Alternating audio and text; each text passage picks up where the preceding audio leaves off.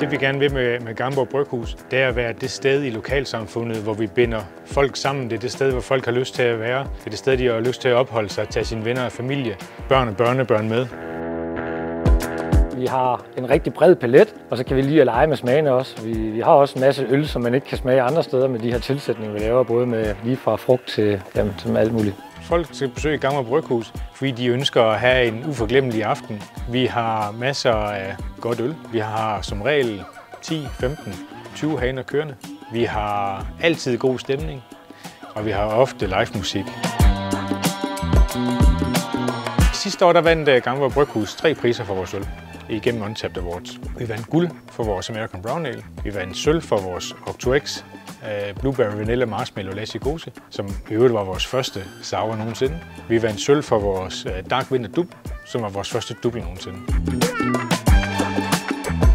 Der var ikke rigtig nogen af os, der vidste noget om øl, dengang vi gik i gang.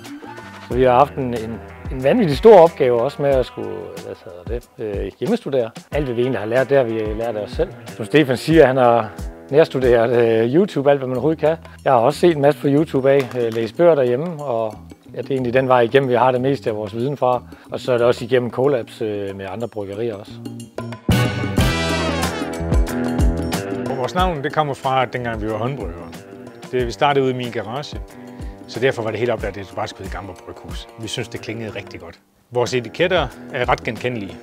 Vi har den her fugl, eller i nogle tilfælde en blæksprutte, men som det meste er det fuglen, der er på. Det, der gør vores øl meget unikke, det er nok i hvert fald det her med, at vi laver alle de her skæve øl, og vi er ikke bange for at tage chancer.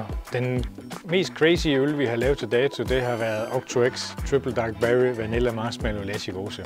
Ikke bare på grund af navnet, men lige så meget på grund af råvarerne. Vi har brugt det, der svarer til 2 tons bær til 1200 liter urt. Som om det ikke skulle være nok, så har vi også brugt 20.000 x-moms på økologisk bourbon Madagaskar vanilje. Det er altid spændende, men man går altid og tripper lidt indtil man skal have den, så det er jo altid en stor dag, synes jeg, når der kommer en ny brygger, vi skal prøve. Det, der har overrasket mig mest omkring de forskellige øltyper, er, hvor vildt man kan gøre det. Både helt simpelt, men også hvor ekstremt man kan trække det og stadigvæk kalde det øl.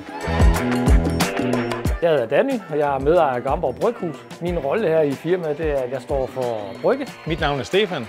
Jeg er medejer af Gamborg Bryghus. En af mine roller er blandt andet at udvikle opskrifterne, og ellers så står jeg for alle mulige andre småting her i virksomheden.